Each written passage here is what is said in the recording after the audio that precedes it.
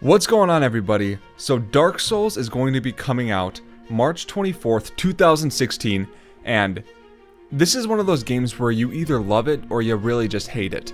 And I fall into the category where I really haven't played that many Dark Souls games or Souls games in general, and I have to say that recently I have been playing them, and I am really excited for Dark Souls 3. So that's what I want to talk about today. I want to talk a little bit about Dark Souls 2, what we saw in that game to what we're going to be seeing in Dark Souls 3, and kind of what you really need to know about this game if you're on the fence about buying it or getting into these Souls games. So let's get right into the video, guys. Leave a like, leave a subscription, it really does help me out. So the first thing that I'm going to show you in this footage is he's fighting this tree monster, and I'm going to start out with this boss level because Dark Souls is based around boss levels. You're trying to get to these boss levels to move on to the next stage. And this is the type of bosses you're going to be running into in this game. It's not going to be any of that petty stuff anymore. This Dark Souls game is going to be brutal, and it's going to be a lot harder than previous Souls games.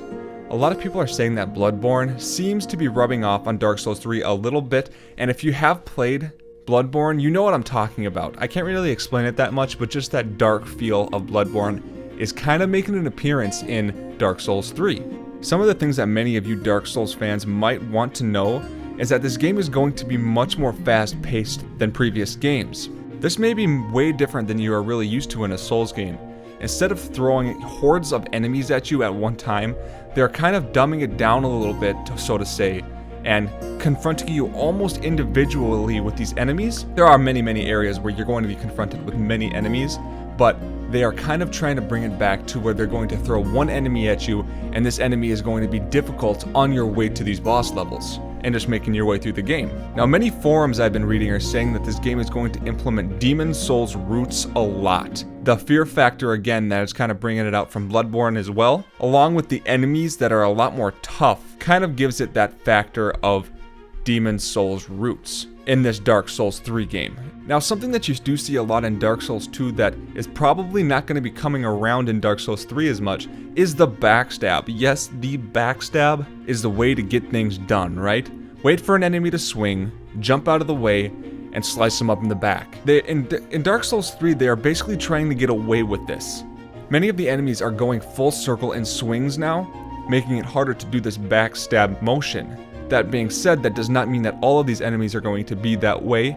There are still going to be some slow-moving weapons. You're going to be able to use this move to do the backstab, but they're trying to make this game tougher on players, and by kind of eliminating the backstab, that is going to be successful in making the game a lot harder. Something small about this game too that a lot of people are liking is that in Dark Souls 3 you were able to quick-fire a weapon in specific left-hand slots. That's just something that a lot of people really wanted, and they implemented it in this game as well.